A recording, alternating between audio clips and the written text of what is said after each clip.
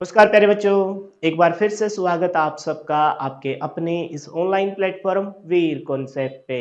कैसे हो आप सब? उम्मीद व आशा करते हैं कि सब स्वस्थ होंगे, मस्त होंगे और अपनी तैयारी को बहुत बेहतरीन तरीके से कर रहे होंगे। हम कर रहे हैं जी इलेक्ट्रिशियन थ्योरी के इस फाउंडेशन बैच में थर्ड और मोस्ट इम्पोर्टेंट मॉड्यूल, जिसके तहत आपको इलेक्ट्रिक मशीन के अंदर डीसी जनरेटर नामक फर्स्ट टॉपिक को पढ़ाया जा रहा है। 3 क्लास हम ऑलरेडी कर चुके हैं, ये आज अपनी 4th क्लास है और इसको भी एज ए डेमो के तौर पर हमने इसी यूट्यूब चैनल पे, जिसका नाम वीर कॉन्सेप्ट है, उस पे प्रोवाइड करवाया है। अगर अब तक आपने चैनल को सब्सक्राइब करके नोटिफिकेशन बेल को ऑन नहीं किया है तो जल्दी कर लीजिए, क्योंकि हम इस यूट्यूब चैनल पर हरियाणा सीईटी मेंस के रिगार्डिंग इलेक्ट्रिशियन थ्योरी के फाउंडेशन बैच के डेमो लेक्चर प्रोवाइड करवा रहे हैं। और अपने उन दोस्तों के साथ जरूर शेयर कीजिए जो टेक्निकल एग्जाम की प्रिपरेशन कर रहे हैं, क्योंकि इस यूट्यूब चैनल के माध्यम से ही आपको पता लगेगा कि किस प्रकार का कंटेंट आपको डिलीवर किया जा रहा है। अगर आपको कंटेंट अच्छा लग रहा है, पढ़ाया हुआ बहुत अच्छे से समझ में आ रहा है, तो बहुत ही नॉमिनल चार्ज में टिल सिलेक्शन तक मात्र 499 रुपए में इलेक्ट्रिशियन थ्योरी का फाउंडेशन बैच, जिसमें सिलेक्शन की गारंटी है, क्लास के अंदर ही याद करवाया जाता है, मुश्किल चीज़ों को बार बार रिपीट किया जाता है, ये अपने बैच की खास बात रहेगी। और जो बच्चे पढ़ाई से दूर हैं या फिर जिनको समझ में नहीं आता, किसी और टीचर से पढ़ भी रहे, याद नहीं रहता, उनके लिए ये बैच रामबाण सिद्ध होगा। ऐप पे ही आपको टेस्ट सीरीज वाले सेक्शन में इलेक्ट्रिशियन थ्योरी चैप्टर वाइज मात्र 199 रुपए में मिल जाएगी। 5 से 6 हज़ार क्वेश्चन एज ए टेस्ट के तौर पर प्रैक्टिस करने को मिलेंगे टॉपिक वाइज। टेस्ट सीरीज वाले सेक्शन में 50 मुक टेस्ट मात्र 99 रुपीज़ में एचएसएससी के पैटर्न के अकॉर्डिंग, 70 का टेक्निकल, 30 के नॉन टेक्निकल को इंक्लूड करते हुए, और ऐप पे आपको कोर्स वाले सेक्शन में कंप्यूटर मिल जाएगा। अब हम कर रहे हैं अपनी इस क्लास को स्टार्ट सरस्वती माता का नाम लेके। जय सरस्वती माँ। पिछली क्लासों का रिवीजन लेंगे, लेकिन आज मैं रिवीजन थोड़े डिफरेंट वे से कराऊंगा। मैं आपको ये बताऊंगा कि क्या क्या पढ़ा दिया, ताकि जब कोई चीज हम ये भी सोचते हैं ना कि भी हमने आखिरकार पढ़ा क्या क्या है, तो उससे रिलेटेड एक पिक्चर क्लियर होती है। और जब पिक्चर क्लियर होती है तो कहीं ना कहीं हमारी मेमोराइज्ड जो कैपेसिटी है ना, वो बढ़ती है। फिर हम सोचते हैं कि यार उसमें ये चीज़ थी, उसमें ये चीज़ थी, अच्छा वो चीज़ तो मेरे को याद नहीं है, चलो मैं वीडियो को रोक के याद करने की कोशिश करता हूँ। अच्छा याद नहीं आ रहा, चलो मैं पीडीएफ से पढ़ के आता हूँ, ये भी एक तरीका होता है। सबसे पहले हम डीसी जनरेटर, विद्युत डीसी मशीन की डेफिनेशन देखी, फिर डीसी जनरेटर की प्रॉपर डेफिनेशन देखी हमने। कौन से 3 चीज़ों की बेसिक रिक्वायरमेंट रहती है वो डायग्राम के माध्यम से समझा।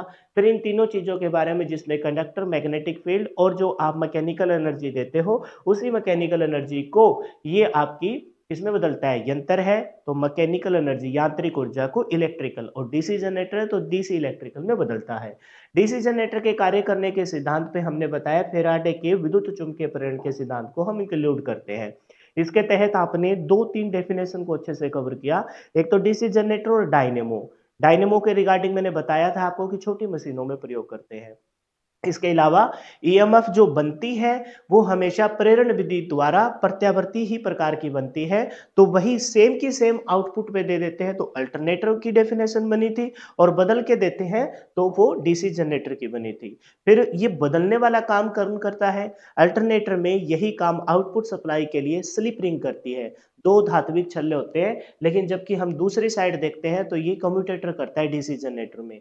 तो डीसी जनरेटर की जो आउटपुट है वो आपकी कैसी रहेगी? डायरेक्ट करंट रहेगी, कम्यूटेटर के द्वारा या स्प्लिट रिंग के द्वारा बदल के दी जाएगी।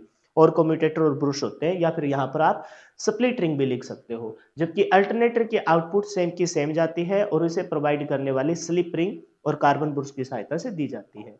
ये हमने देखा अच्छे से। एडी करंट क्या है, कैसे बनता है, उसको बनने के लिए कैसे कम किया जा सकता है, और इसे दूर कैसे किया जाता है, वर्निश करके या लेमिनेटेड करके, ये हमने देखा डायग्राम के माध्यम से। फिर उसके बाद हमने देखा फ्लेमिंग के कौन से हैंड का हम रूल करेंगे।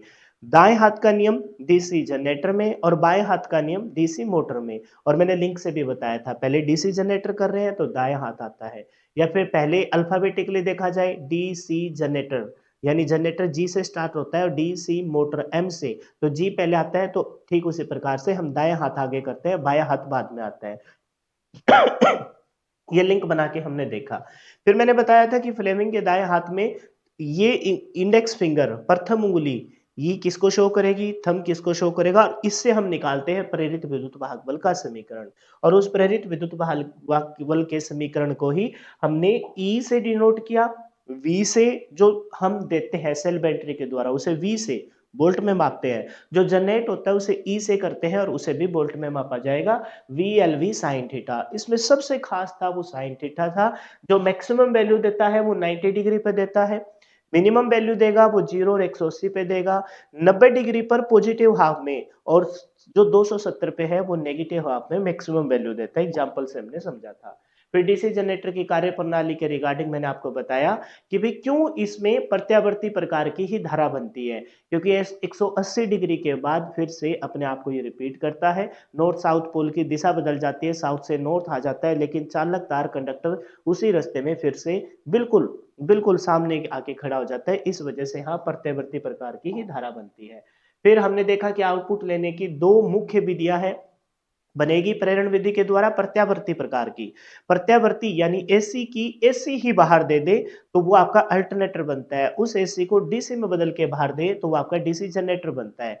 एसी को बाहर देने के लिए हमने यूज किया था स्लिप रिंग, दो धात्विक छल्ले होते हैं, है ना। लेकिन इसमें हम यूज कर रहे हैं स्प्लिट रिंग, जिसे आप कम्यूटेटर कहते हो। एक धात्विक छल्ले को बीच में से स्प्लिट स्प्लिट मतलब तोड़ के ये बनाया जाता है।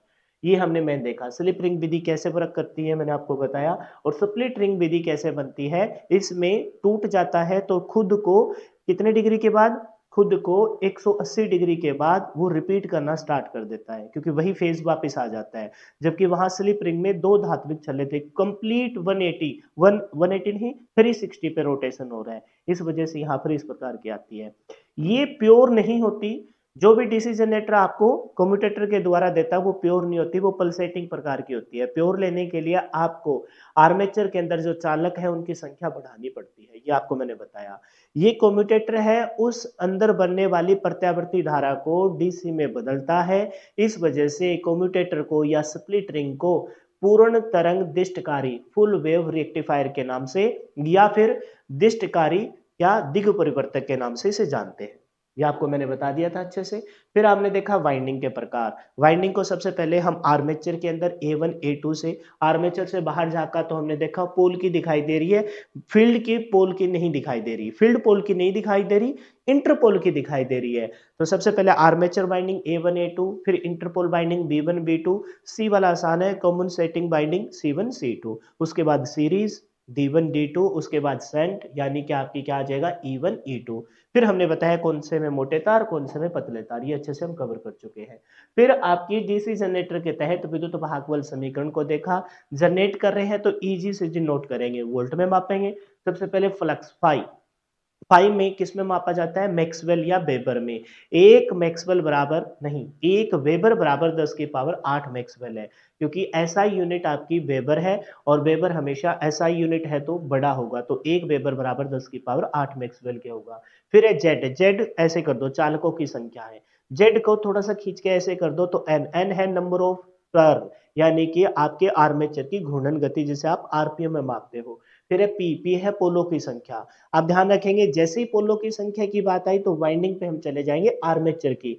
अगर वो लैप वाइंडिंग है तो पोलो की संख्या और समांतर पथों की संख्या जिसे आप ए से डिनोट करते हो वो दोनों बराबर होंगी। 4 पोल है तो 4 ही होंगे, 6 पोल है तो 6 ही आपके समांतर पथ, 8 पोल है तो 8 ही आपके समांतर पल, लेकिन समांतर पथ। लेकिन अगर मैं बात करूं वेव वाइंडिंग की, तो पोल कितने भी हो 2 4 6 8 यही पोल की संख्या होती है, लेकिन समांतर पथों की संख्या वेव वाइंडिंग में 2 ही फिक्स होती है। ये हमको बताया और 60 यहाँ नियंत्रक है। लेकिन जब आगे बढ़ेंगे तो मैं जब वाइंडिंग कराऊंगा लेव वाइंडिंग और वेव वाइंडिंग, वहां आपको पिछली क्लास में मैंने बताया था, यूट्यूब पे वो क्लास नहीं थी ऐप पे थी, तो वहां मैंने एक चीज बताई थी आपको कि ये लेव वाइंडिंग और वेव वाइंडिंग दोनों को ही हम दो और कैटेगरी में डिवाइड कर सकते हैं, सिंप्लेक्स और मल्टीप्लेक्स। सिंप्लेक्स में अब हालांकि अब आगे ही आ जाएगा मैं बता दूंगा आपको। फिर हमने देखा दो एग्जांपल के माध्यम से इसको अच्छे से समझा, जो बच्चे यूट्यूब पे नहीं उनको मैं बता दूं ये लास्ट क्लास का है। लेव वाइंडिंग में हमने देखा लेव वाइंडिंग क्या है, ओवरलेप, यानी लेव वाइंडिंग को हम समांतर वाइंडिंग के नाम से भी जानते हैं। एक वाइंडिंग खत्म नहीं होती उससे पहले ही अगली वाइंडिंग स्टार्ट हो जाती है। आपको ये भी ध्यान होगा कि लेव वाइंडिंग समांतर वाइंडिंग है और समांतर वाइंडिंग में वोल्टेज का मान फिक्स होता है, तो कम वोल्टेज अधिक धारा के लिए हम इसका यूज करते हैं। इसीलिए वाइंडिंग को मैंने बताया कि दो फर्दर कैटेगरी में, सिंपलेक्स और मल्टीप्लेक्स। सिंपलेक्स में मेनली क्या निकाला जाता है, पिच निकाली जाती है और फोकस किया जाता है कम्यूटेटिव पिच पे। ये खास है। Back pitch, front pitch, average pitch ये नहीं पूछी जाती, कम्यूटेटिव पिच पूछी जाती है। कम्यूटेटिव पिच को निकालने का जो फॉर्मूला है वो ए बटा में पी है। ए है समांतर पथों की संख्या और पी है पोलों की संख्या। जितने लेव वाइंडिंग के अंदर क्या होता है, जितने पोल है उतने ही समांतर पथों की संख्या है। अगर मान लेते हैं 4 पोल है तो 4 ही समांतर पथों की संख्या होगी, तो 4 बटा में 4 यानी 1। इस वजह से बताया कि लेव वाइंडिंग के सिंपलेक्स स्ट्रक्चर में, सिंपलेक्स लेव वाइंडिंग में आपकी कम्यूटेटर पिच का मान हमेशा 1 होगा। जबकि आप मल्टीप्लेक्स में जाते हो तो यहां पर आप 3 कैटेगरी देखते हो, डुप्लेक्स, ट्रिप्लेक्स और क्वाड्रुप्लेक्स। डुप्लेक्स का मतलब कम्यूटेटर पिच का मान 2 होगा और ट्रिप्लेक्स का मतलब कम्यूटेटर पिच का मान 3 होगा और आपके क्वाड्रुप्लेक्स का मतलब कम्यूटेटिव पिच का मान कितना होगा, 4 होगा। ये बात मैंने आपको बताई है। कैसे कैसे यहां हम देखते हैं, मेन बात क्या है कि जब हम मल्टीप्लेक्स में जाते हैं तो वहां पर कोई चीज फिक्स नहीं होती, वो डिपेंड करता है कि कैसी वाइंडिंग का यूज करें, डुप्लेक्स, ट्रिप्लेक्स या क्वाड्रुप्लेक्स। इसको ध्यान रखेंगे। बैक पिच का फॉर्मूला जेड बाई पी होता है। फ्रंट पिच बैक पिच में प्लस माइनस 2 करके निकालते हैं। फिर औसत pitch, back pitch front pitch को 2 से डिवाइड करके निकालते हैं। फिर आपकी कौन सी आ गई थी, वेव वाइंडिंग। वेव वाइंडिंग को हम क्या कहेंगे, वेव वाइंडिंग को हम श्रेणी वाइंडिंग कहेंगे। एक वेव खत्म दूसरी वेव स्टार्ट, श्रेणी एक वेव दूसरी वेव, इस वजह से दो दो शब्द आया, एक के बाद एक, दो। यानी कि वेव वाइंडिंग में समांतर पथों की संख्या 2 ही होती है। लेकिन फिर से कहानी बदलेगी जब सिंपलेक्स और आप मल्टीप्लेक्स में जाओगे। सिंपलेक्स में तो समांतर पथों की संख्या कितनी होती है, 2 ही होती है। लेकिन आप मल्टीप्लेक्स में जाओगे तो फिर से वही, मल्टीप्लेक्स में डुप्लेक्स में 2, ट्रिप्लेक्स में 3 और क्वाड्रुप्लेक्स में 4 होते हैं, लेकिन वो बहुत ही कम पूछा जाता है। फिर बात करते हैं औसत पिच की। औसत पिच कैसे निकलता है, बैक पिच प्लस में फ्रंट पिच डिवाइड बाई 2। लेकिन बात करूं मैं इसके एक और फॉर्मूले की, तो जेड चालकों की संख्या प्लस माइनस 2a। ए क्या है, समांतर पथों की संख्या है बटा में पी। कल की क्लास में मैंने बताया कैपिटल ए हम एवरेज के लिए यूज करते हैं, औसत के लिए, इस वजह से दूसरे वाला ए हमें यूज करना पड़ा और वो समांतर पथों की संख्या है। कम्यूटेटर पिच आपकी किसके बराबर होती है, औसत पिच के बराबर होती है। फिर परिणामी पिच कैसे निकलती है, दोनों का जोड़। वेव बाइंडिंग में परिणामी पिच दोनों बैक पिच फ्रंट पिच का जोड़ है, जबकि वेव वाइंडिंग में दोनों का जोड़ है, जबकि लेव वाइंडिंग में इन दोनों का डिफरेंस होता है परिणामी पिच। फिर हमने समांतर पथों की संख्या निकालने के लिए, ये मल्टीप्लेक्स के लिए है, अदरवाइज सिंपलेक्स के लिए समांतर पथों की संख्या हमेशा 2 ही होती है। फिर ये एक डायग्राम, फिर ये एक एग्जांपल से हमने समझा, ये लास्ट क्लास का था, बहुत अच्छे से समझा के आया हूँ। इसमें कम से कम हमने पिछली क्लास में 10 से 12 मिनट दी थी। तो ये था पिछला रिवीजन। होप सो कि आपको एक एक चीज आपके माइंड में धीरे धीरे सेट होती जा रही है। और यकीन मानिए इसी प्रकार से आप पढ़ते रहिए, एक टाइम आएगा जब इस चैप्टर की लास्ट क्लास में होंगे, तब तक आपके जहन में, खोपड़ी में एक एक शब्द उतर चुका होगा। फिर आप चाह के भी उसे नहीं भूलोगे, और भूलने की कभी नौबत आएगी तो मैंने एक टास्क आपको हमेशा दिया है, और वो टास्क ये है कि वीक में एक ऐसा दिन जिस दिन आप अपने कंप्लीट सिलेबस को रिवाइज करते होंगे, वो काम आपको बखूबी करना है। कहाँ भूलोगे आप, एक एक चीज अच्छे से सेट हो जाएगी। लिख के भी प्रैक्टिस कर सकते हो। कभी लगे कि चलो ठीक है इस चैप्टर में कुछ ज्यादा ही कॉन्सेप्ट है, चलो लिख के देखता हूँ, सारी चीजों को आप छोटे से पेज में आपको समझ में आना चाहिए। कोई नोट्स यहाँ वो अब स्कूली वाले टाइम थोड़ी ना है कि सुंदर सुंदर राइटिंग कर रखे दिखाओ, लाल नीला पीला काला हरा पेन यूज कर रखा है, ऐसा कुछ नहीं है। आपको समझ में आना चाहिए। आप मेमोराइज कर सकते हो, अच्छा ये बन जाएगी बात। तो अब स्टार्ट करते हैं जी, डीसी जनरेटर के अभिलक्षण। अच्छा एक चीज सुनिए, डीसी जनरेटर के अभिलक्षण वर्ग है ना, वो 3 प्रकार के होते हैं। एक होता है, ये बहुत खास है, 50 बचा हुआ 50% हाफ शुरू कर रहा हूं मैं, जिसके तहत आपको डिफरेंट डिफरेंट प्रकार के डीसी जनरेटर की कैटेगरी बताई जाएगी। आपको मैंने लास्ट क्लास में ये डायग्राम दिखाया था, एक बार फिर से दिखाता हूं। हम इस पे जाने वाले हैं, डीसी जनरेटर के वर्गीकरण। प्राइम मूवर के आधार पर ये जो 3 जनरेटर है, ये यहाँ बस आपको जस्ट इंट्रोडक्शन के तौर पर बताए जाएंगे।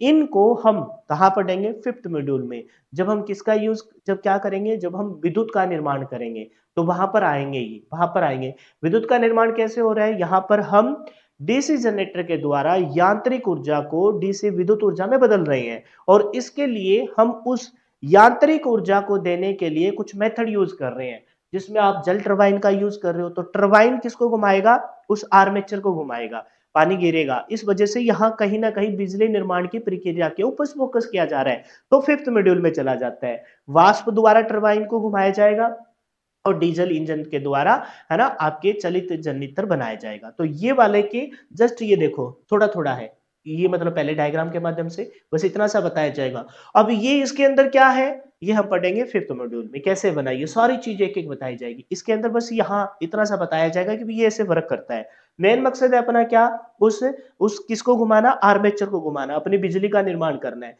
फिर ठीक उसी प्रकार से डीजल इंजन चली थी, ये तो अपने सिलेबस का हिस्सा ही नहीं है, बस ये यहाँ बता के खत्म हो जाएगा। ये जो दोनों है ये बड़े डिटेल से आपको फिफ्थ मॉड्यूल के अंदर पढ़ाए जाएंगे। वापस आते हैं इसमें।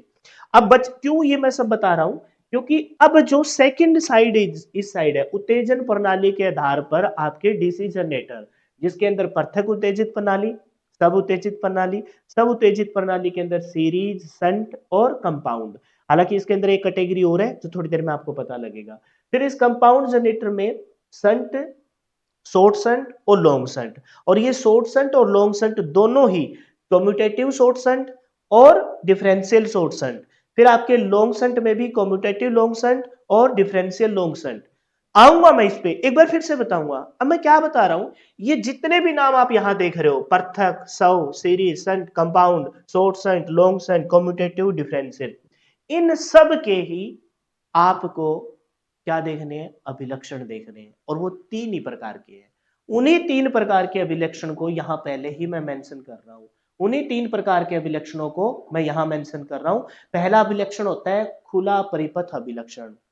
तो जो इस साइड वाला जो वर्गीकरण था, उस साइड वाले में क्या है, जल द्वारा, वाष्प द्वारा और डीजल इंजन के द्वारा, वो साइड में छोड़ दो, वो साइड में छोड़ दो, उनके अभिलक्षण नहीं।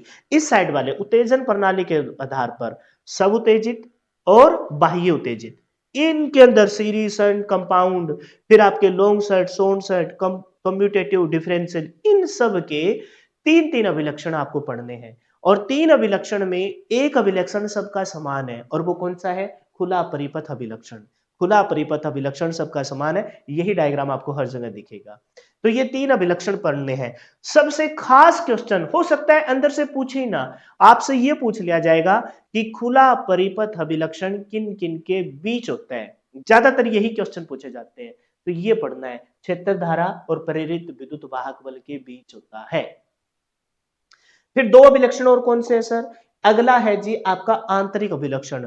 मोस्ट रिपीटेड क्वेश्चन, हो सकता है आगे चलकर पूछे ही ना, आंतरिक अभिलक्षण डायग्राम नहीं आते, हो सकता है आगे पूछे ना, आपसे ये पूछ लिया जाए कि आंतरिक अभिलक्षण को अन्य किस नाम से जानते हैं, पूर्ण अभिलक्षण या आर्मेचर अभिलक्षण के नाम से जानते हैं। या फिर आपसे यह पूछ लिया जाए कि भाई आंतरिक अभिलक्षण किन किन के बीच में होता है, आर्मेचर धारा और प्रेरित विद्युत वाहक बल के बीच होता है।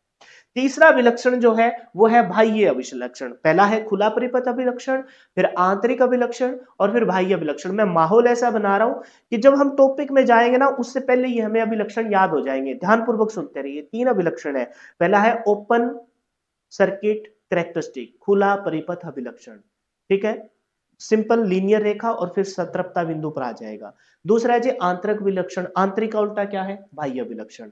पूछ लिया जाता है कि बाह्य अभिलक्षण को किस अन्य नाम से जानते हैं, वोल्टेज रेगुलेशन वक्र के नाम से, या फिर भार अभिलक्षण या प्रदर्शन अभिलक्षण के नाम से जानते हैं। यही क्वेश्चन 99% चांस ये कि ये क्वेश्चन आए अंदर चल के, वो डिफरेंट डिफरेंट प्रकार के डीसी जनरेटर उनसे रिलेटेड पूछे ही ना।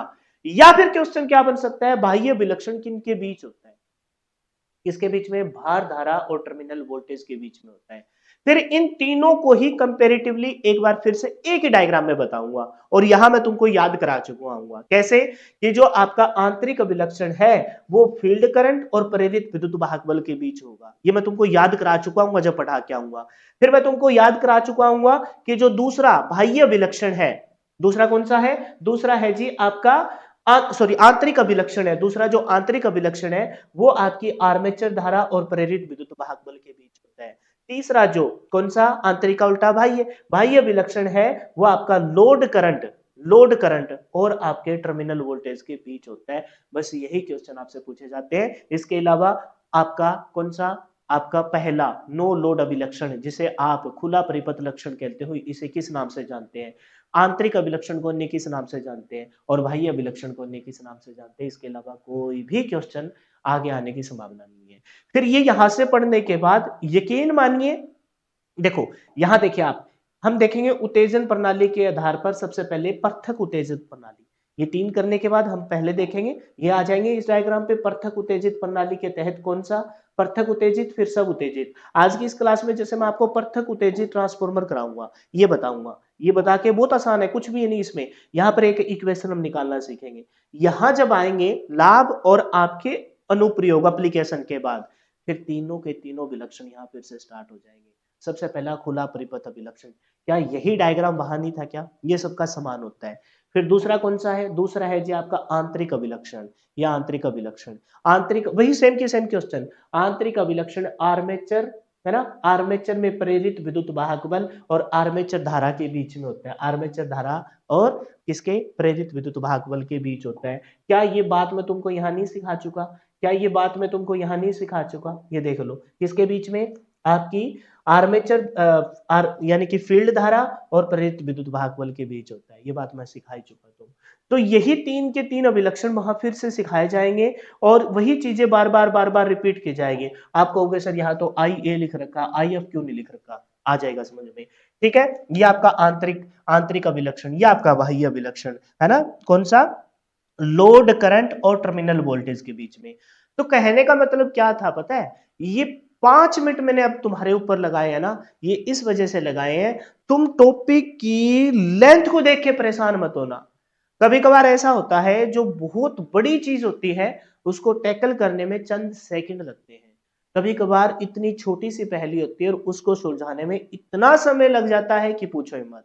तो ये यहाँ पर माहौल इतना क्रिएट हो जाएगा कि इतना लेंथी लगेगा, सारे के सारे ट्रांसफॉर्मर, फिर कैसे वो बना था, है ना, कैसे वो बना था, क्या उसके लाभ है, कहाँ उसे यूज करते हैं, फिर सबके 3 अभिलक्षण। एक्चुअल में उन अभिलक्षणों को हम पहले ही धाराशायी कर चुके होंगे।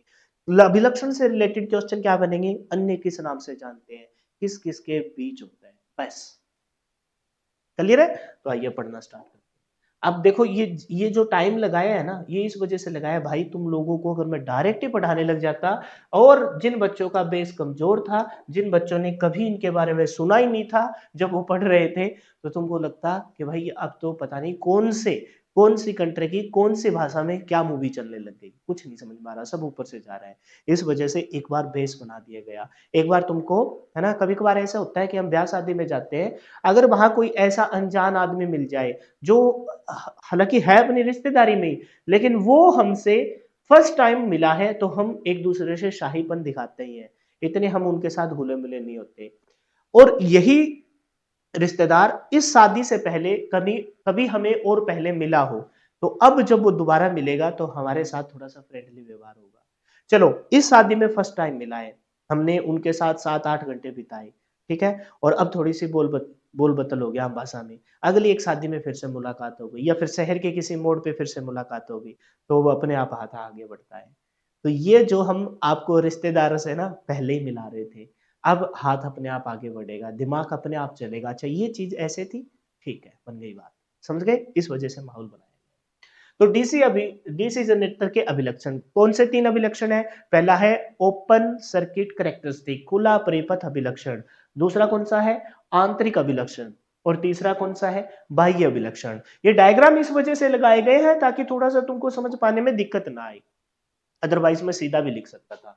सबसे पहले पढ़ते हैं जी कौन सा, खुला परिपथ अभिलक्षण, ओपन सर्किट कैरेक्टरिस्टिक। अच्छा कभी कभार ना ये हिंदी वाला नाम नहीं मिलता, खुला, खुला मतलब ओपन, है ना, परिपथ मतलब सर्किट, और अभिलक्षण मतलब कैरेक्टरिस्टिक।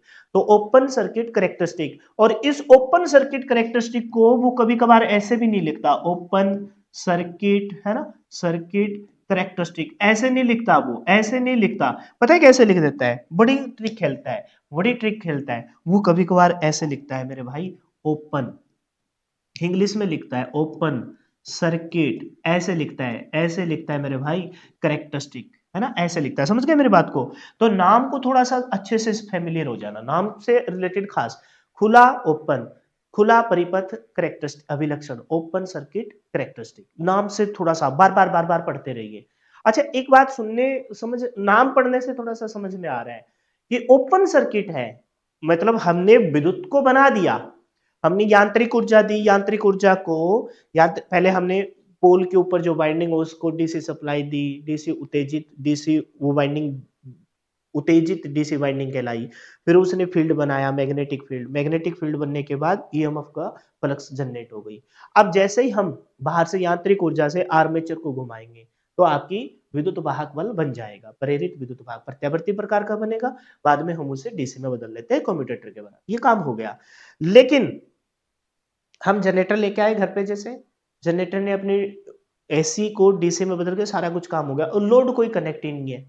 लोड कोई कनेक्ट ही नहीं है। लोड कनेक्ट ना हो यानी कि सर्किट अपना ओपन हो, कहीं भी कोई उपभोक्ता युक्ति नहीं है जो खपत कर ले, तो कोई उपभोक्ता युक्ति नहीं है, इसका मतलब जितनी हमने बनाई है उतनी की उतनी सेव हो गई, जितनी हमने बनाई है उतनी की उतनी ही मौजूद है। जैसे मेरे पास 500 रुपए थे, मैं मार्केट में गया और अब तक 1 घंटा बीत गया, मैंने 1 रुपया खर्च नहीं किया। इसका मतलब जितने थे उतने की उतने ही जेब में, यानी कि जितनी बनाएगा उतनी की उतनी है। यानी कि ओपन सर्किट कैरेक्टरिस्टिक में, खुला परिपथ अभिलक्षण में बना तो दी है लेकिन अब तक कहीं उपभोग नहीं हुई। इस वजह से इसे चुंबकीय व नो लोड स्थिरता अभिलक्षण के नाम से जानते हैं। चुंबकीय कैसे? चुंबकीय कैसे, नाम को लिंक कैसे कैसे याद करें? खुला परिपथ है यानी कि मैग्नेटिक फील्ड प्रॉपर तरीके से बन गया, ईएमएफ भी बन गई, उपभोग नहीं हुई। तो अब तक जितना उपभोग होने लगेगी तो कुछ कम चुंबकीय फील्ड कम ज्यादा होना स्टार्ट होगा, ऐसा हम लिंक बना लेते हैं। तो इस वजह से खुला परिपथ अभिलक्षण, ये वाला नाम पहले ये पढ़ो, नो लोड स्थिरता अभिलक्षण के नाम से जानते हैं। नो लोड, नो लोड मतलब कोई भी लोड, कोई भी उपभोक्ता युक्ति नहीं है, जितनी बनाई है उतनी की उतनी अपने पास है। तो नो लोड स्थिरता अभिलक्षण, खुला परिपथ, open circuit characteristic, open circuit है, कोई उपभोक्ता युक्ति नहीं है तो कोई लोड नहीं है, तो इस वजह से क्या नाम बोला गया? इस वजह से नाम बोला गया नो लोड, नो लोड स्थिरता अभिलक्षण। क्या बोला गया? नो लोड स्थिरता अभिलक्षण। अच्छा, बना रहे हैं तो वहां पर क्या मौजूद होता है? चुंबकीय क्षेत्र बहुत अच्छे से मौजूद होता है। तो ओपन परिपथ अभिलक्षण, ओपन सर्किट कैरेक्टरिस्टिक को हम नो लोड स्थिरता, स्थिरता का क्या मतलब होता है? कोई ऐसी कंडीशन जहां पर हम एक टाइम होता है जब हम बिल्कुल जीरो से स्टार्ट करते हैं, मेहनत करते करते करते स्कोर इंक्रीज कर रहे हैं, कर रहे हैं, बढ़ रहे हैं, हम मेहनत कर रहे हैं, बढ़ रहे हैं, एक टाइम आता है कि 60 स्कोर बनने लग गया। अब हम 7-8 दिन लगातार, मतलब पूरा पूरा जोर लगा के पढ़ रहे हैं लेकिन स्कोर इंक्रीज नहीं हो रहा, हो रहा है तो कितना? एक, ज्यादा करे तो दो, कभी कभार एक कम भी हो जाता है। फिर हमने 20-25 दिन और जोर लगाया, और अच्छे से तो कॉन्सेप्ट को क्लियर किया, सारा सिलेबस गिरफ्त में, फिर भी स्कोर नहीं इंक्रीज हुआ। तो एक ऐसा टाइम अपने अपनी लाइफ में भी आता है, हम कितना भी पढ़ लें स्कोर इंक्रीज नहीं होता। एक्चुअल में वो हमारी लिमिट आ जाती है, अगर उसको ब्रेक करना हो ना तो फिर हमें कुछ एक्स्ट्रा चीजें कलेक्ट करनी होती है ना, कुछ एक्स्ट्रा उस टॉपिक से रिलेटेड कुछ एक्स्ट्रा फैक्ट को कलेक्ट करना होता है।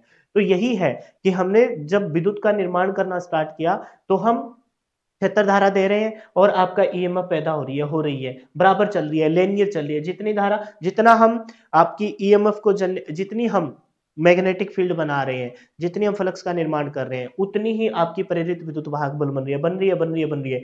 एक टाइम आया कि क्षेत्र धारा हम देते जा रहे हैं, देते जा रहे हैं, लेकिन भाई ईएमएफ ने अपना दम तोड़ना स्टार्ट कर दिया। इसी को बोलते हैं सतर्कता बिंदु। ये वो स्थिति है जहां पर आप चाहे फील्ड धारा को कितना भी बढ़ा दो लेकिन आपकी ईएमएफ और ज्यादा जनरेट नहीं होगी, उसकी क्षमता आ गई। तो यही क्षमता अपने लाइफ में होती है। तो इस वजह से इसको बोलते हैं क्या? स्थिरता अभिलक्षण, नो लोड स्थिरता अभिलक्षण। और इसे क्या बोलेंगे? चुंबकीय अभिलक्षण के नाम से जानते हैं। यह किसी भी मशीन की क्षेत्र धारा, अब किस किस के बीच में होता है आइए समझते हैं। सबसे पहले हमने, आप बताओ, थोड़ी सी तबीयत खराब है, आप बताओ ये काम स्टार्ट कैसे हुआ? हमारे जो पोल है उन पोल के ऊपर जो फील्ड वाइंडिंग है उसको हम सबसे पहले कोई सप्लाई देंगे। जब सप्लाई देंगे तो उसकी वजह से वहां पर क्या प्रोड्यूस होगा? मैग्नेटिक फील्ड प्रोड्यूस होगा, लाइंस क्रिएट होगी। ध्यान होगा जब एक एक चीज क्लियर करते आ रहे हैं तो ये बात भी पता होगी। तो हमने ये देखो, ये फील्ड है, क्षेत्र है, पोल वगैरह सब इसके अंदर है, इसको हमने क्या दी? कोई सप्लाई दी, फील्ड के अंदर दी है, तो इस करंट को हमने बोला फील्ड करंट, आई एफ से डिनोट किया, ये फील्ड करंट है। फील्ड करंट और डीसी प्लस माइनस से शो से पता भी लग गया होगा तुमको। तब यहाँ क्षेत्र धारा जब आएगी, वो क्षेत्र धारा क्षेत्र धारा वहां पर आपकी क्या बनाएगी, आपकी मैग्नेटिक फील्ड बनाएगी। उसी मैग्नेटिक फील्ड में जब ये आपके कौन घूमेगा, आर्मेचर घूमेगा, तो आपकी क्या जनरेट हो जाएगी, तो आपकी आर्मेचर के अंदर ईएमएफ जनरेट हो जाएगी। ईएमएफ प्रेरित विद्युत वाहक बल, इलेक्ट्रोमोटिव फोर्स जनरेट हो जाएगा। तो ये किस किस के बीच में हुआ, यानी कि हम ईएमएफ को जनरेट कर रहे हैं। कहानी कहां से स्टार्ट होगी, सबसे पहले हम फील्ड बाइंडिंग के अंदर धारा देनी पड़ेगी। तो फील्ड बाइंडिंग के अंदर दी गई धारा को किस नाम से जानेंगे, फील्ड धारा के नाम से जानेंगे, आई एफ के नाम से जानेंगे। आई एफ मतलब, आई मतलब करंट और एफ मतलब फील्ड, फील्ड के अंदर के करंट को। तो ये किस किस के बीच में होगा, ये बीच के होगा जी क्षेत्र धारा, फील्ड करंट, है ना, है ना, क्षेत्र धारा और किसके बीच में, प्रेरित विद्युत वाहक बल। जो क्षेत्र धारा है उसकी वजह से वहां पर, उस क्षेत्र धारा की वजह से मैग्नेटिक फील्ड बना। उस मैग्नेटिक फील्ड में यांत्रिक ऊर्जा देके हमने आर्मेचर को घुमाया, तो आपकी प्रेरित विद्युत वाहक बल पैदा हो गई। पैदा होते ही हमने एक ग्राफ को मेजर किया, जितनी हम फील्ड धारा दे रहे हैं उतनी आपकी ईएफ बन रही है, जितनी फील्ड धारा उतनी ईएमएफ, जितनी फील्ड धारा उतनी ईएमएफ, जितनी फील्ड धारा उतनी। लेकिन एक टाइम आया, हम फील्ड धारा देते जा रहे हैं, लेकिन ईएमएफ बनने और ज्यादा अपनी वैल्यू को इंक्रीज नहीं किया तो बहुत ही मार्जिन से। इसी बिंदु को बोला गया स्थिरता बिंदु। सारी की सारी कहानी मैंने आपको इन शब्दों में बता दी। तो ये क्या बताया, यह किसी भी मशीन की क्षेत्र धारा, फील्ड धारा और नो लोड पर, नो लोड कैसे, क्योंकि कोई भी उपभोक्ता युक्ति नहीं जोड़ रखी है, इसी वजह से ओपन सर्किट कैरेक्टरिस्टिक को, खुला परिपथ अभिलक्षण को नो लोड स्थिरता अभिलक्षण कहते हैं। यानी कि नो लोड पर आर्मेचर में, आर्मेचर के अंदर ही होते हैं चालक तार, उसी के अंदर बनेगी, आर्मेचर में प्रेरित ईएमएफ के मध्य संबंध को प्रदर्शित करता है। आपसे रिलेटेड जो क्वेश्चन पूछा जाएगा वो हमने कवर कर लिया। क्वेश्चन क्या पूछा जाएगा, क्वेश्चन पूछा जाएगा मेरे भाई कि ओपन सर्किट कैरेक्टरिस्टिक, खुला परिपथ अभिलक्षण को किन अन्य नामों से जानते हैं, तो इसे बोलते हैं नो लोड स्थिरता अभिलक्षण। स्थिरता नाम साथ में रखो। स्थिरता से ये भी पता लग जाएगा कि फील्ड धारा का मान कितना भी बढ़ा लो, वहां पर ईएमएफ और ज्यादा नहीं बढ़ रही, तो दोनों क्वेश्चन साथ कवर हो रहे हैं, तो स्थिरता बिंदु को साथ रखो, नो लोड स्थिरता अभिलक्षण। दूसरा मैग्नेटिक फील्ड बना, तो इसे ही चुंबकीय अभिलक्षण के नाम से जानते हैं। किस किस के बीच में होता है, सबसे पहले हम फील्ड पोल है, मैग्नेटिक फील्ड पोल, उसके ऊपर जो बाइंडिंग उसे हम करंट देंगे, तो वो उत्तेजित करंट होता है, डीसी प्रकार का हम करंट देते हैं, डीसी उत्तेजित बाइंडिंग नामों से रखा। तो वो फील्ड की बाइंडिंग के अंदर करंट है, तो इस वजह से उसे आई एफ यानी कि फील्ड करंट के नाम से जाना गया। तो फील्ड करंट के देने पर आपके आर्मेचर को, उस मैग्नेटिक फील्ड में आर्मेचर को घुमाने पर प्रेरित ईएमएफ प्रोड्यूस होगी। जनरेटेड भी बोल सकते हो, और ई नोट, ई नोट का मतलब क्या है, यहाँ जनरेट ही कर रहे हैं, जीरो से स्टार्ट कर रहे हैं, है ना, जीरो से स्टार्ट कर रहे हैं, तो ये इन दोनों के बीच में होती है। इस वक्र का रूप सभी मशीनों के लिए समान होता है। लो भाई, इसको तो आगे पढ़ना ही नहीं, खत्म हो गया ये। जितने भी आगे डीसी प्रकार के आप है ना, उत्तेजन प्रणाली के आधार पर जितने भी डीसी प्रकार के जनरेटर देखोगे, उन सब में आपका ओपन सर्किट कैरेक्टरिस्टिक, जिसे नो लोड स्थिरता अभिलक्षण, जिसे चुंबकीय अभिलक्षण के नाम से जानते हो, जो आपका फील्ड करंट और प्रेरित विद्युत वाहक बल के बीच होता है, उसको आगे पढ़ने की जरूरत ही नहीं है, क्योंकि वो सभी मशीनों का समान होता है और वो आपके सामने है। ये रहा, वो आपके सामने है। इस वक्र का रूप सभी मशीनों के लिए समान होता है। जब चुंबकीय ध्रुव पूर्ण रूप से स्थिरता हो जाता है, चुंबकीय ध्रुव मतलब ये आपका पूरा स्ट्रॉन्ग मैग्नेटिक फील्ड बन गया, स्ट्रॉन्ग मैग्नेटिक फील्ड बन गया। कितनी ही आप फील्ड करंट के मान को बढ़ा लो, वहां पर आपका और ज्यादा ईएमएफ प्रोड्यूस नहीं होगी। तो इसी बोला है कि स्थिरता हो जाता है, तब क्षेत्र धारा में वृद्धि हो जाने पर भी प्रेरित विद्युत वाहक बल में कोई भी वृद्धि नहीं होती, जैसा कि वक्र में दर्शाया गया है। इसके मान को कब बढ़ाया जा सकता है, वायु अंतराल रेखा, एयर गैप को बढ़ा के। ये थोड़ा सा कॉन्सेप्ट अलग है, और ये सैचुरेशन वाले पॉइंट को ब्रेक करने के लिए होता है, लेकिन यहां ब्रेक नहीं कर सकते, क्योंकि पोलो के पोजीशन फिक्स है। पोलो के ऊपर हमने, छोटी मशीनों में तो चलो बात अलग है, मोल्डेड प्रकार का होता है, लेकिन बड़ी मशीनों में हमने आपके शू सहित लेमिनेटेड पोल को पहले पोल बनाया, फिर उसके ऊपर शू लगाया, फिर उसको काउंटर स्क्रू के द्वारा कस दिया गया है, तो वो फिक्स हो गया है। तो एयर गैप को यहाँ मेंटेन नहीं किया जा सकता, इस वजह से ये कंडीशन आती ही आती है। ठीक है, ये डायग्राम समझ में आ गया, ये समझ में आ गया। क्वेश्चन तुम्हारा 100% बन के तैयार हुआ। खुला परिपथ अभिलक्षण ओपन सर्किट कैरेक्टरिस्टिक किन किन के बीच में होती है, तो हम कहेंगे किस अन्य नाम से, सर ओपन सर्किट है, सर्किट बाहर से ओपन है, कोई भी लोड नहीं जुड़ा हुआ, इस वजह से नो लोड सतर्कता अभिलक्षण के नाम से जानते हैं। फर्स्ट टाइम बना रहे हैं तो चुंबकीय अभिलक्षण के नाम से भी इसे ही जानेंगे। फिर मैंने बताया कि इसके बीच में होता है सर फील्ड करंट आईएफ और प्रेरित ईएमएफ, यानी कि ई नोट या जनरेट कर रहे हैं तो ईजी के ये बीच होता है, इसी में स्थिरता का केस आता है। बोलो बात क्लियर है क्या? अब सेकंड है जी कौन सा? आंतरिक अभिलक्षण, और फिर कौन सा? बाह्य अभिलक्षण। अब नेक्स्ट स्टार्ट होता है जी आंतरिक अभिलक्षण। मच्छर चला गया था मुंह में हो जाता है कभी कभार। समझ तो आ रहा है ना भाई? बहुत बढ़िया। कौन सा है जी? आंतरिक अभिलक्षण। अच्छा सुनो, हमने ईएमएफ का निर्माण करना स्टार्ट कर दिया। जैसे ही ईएमएफ का निर्माण स्टार्ट हो जाता है तो अब आर्मेचर, आर्मेचर के अंदर आर्मेचर चालक के अंदर धारा बहनी स्टार्ट हो जाएगी। तो अब ईएमएफ और धारा के बीच में रिलेशन देखेंगे।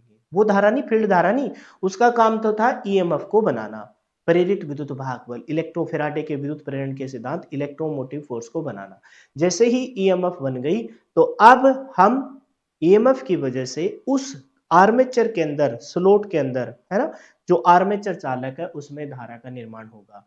तो फील्ड धारा ने अपना काम कर दिया, है ना, एक प्रकार का उत्तेजित फील्ड बना दिया मैग्नेटिक।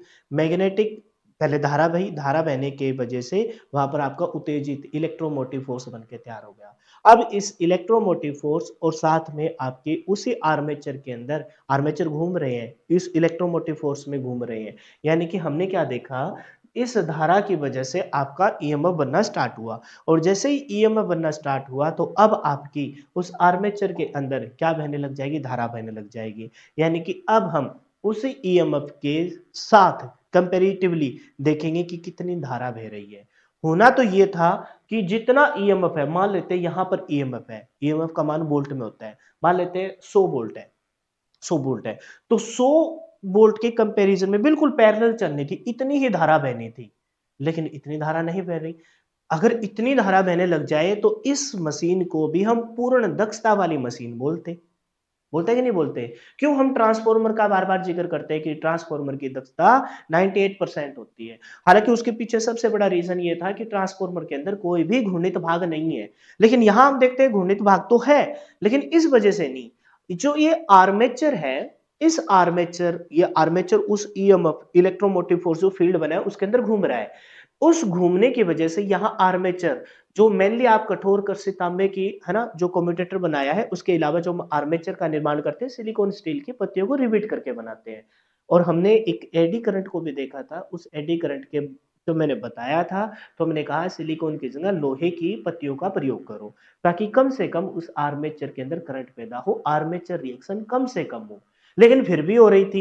इस वजह से जितनी बिल्कुल इसके पैरेलल चलनी थी, जितना वोल्टेज का है उतनी ही धारा का बहना था, आपकी आर्मेचर धारा इतनी ही बहनी थी, लेकिन इतनी नहीं बह रही। इसके पीछे कारण क्या है? उस आर्मेचर के अंदर आर्मेचर रिएक्शन, तो वो इतनी ना बह के ड्रॉप आएगा, इतनी ना बह के वो ड्रॉप आएगा। अच्छा, यहां मैंने उनके नाम नहीं लिखे, इस डायग्राम में देखो नाम भी लिख रखे हैं। ये वो है आपका क्या, कौन सा है? आंतरिक, ये कौन है? नो लोड अभिलक्षण। जितनी बनाई है उतनी की उतनी मिल रही है, कोई लोड कनेक्ट नहीं है। जैसे ही हमने लोड कनेक्ट किया तो फिर आपका कहीं ना कहीं आर्मेचर के अंदर आर्मेचर प्रतिक्रिया drop, armature reaction drop start होगा। तो जितनी मिलनी थी उतनी नहीं मिलेगी, उससे डाउन हो जाएगी। मान लेते हैं 100 वोल्ट थी, ये 100 वोल्ट थी, बिना लोड के कनेक्ट 100 वोल्ट थी, 100 वोल्ट बना रहे हैं, 100 की 100 वोल्ट हमारे पास है। लेकिन जैसे ही हमने फिर लोड को कनेक्ट किया तो आर्मेचर रिएक्शन स्टार्ट हो गया। तो मान लेते हैं इस आर्मेचर में, यहां लिख रखा है अप्रोक्सीमेट 10 वोल्ट ड्रॉप कर दी, 100 वोल्ट से 10 वोल्ट ये खा गया, तो अब कितनी मिलेगी? 90 वोल्ट। फिर आगे चलकर तीसरा बाह्य विलक्षण पढ़ोगे तो फिर आपकी वोल्टेज ड्रॉप भी आएगी, आर्मेचर के अंदर जो प्रतिरोध होता है उसकी वजह से वोल्टेज ड्रॉप भी आएगी, तो 10 वोल्ट ये खा जाएगा। तो फिर फाइनली आपको लोड टर्मिनल पर कितनी मिलेगी? 80 मिलेगी।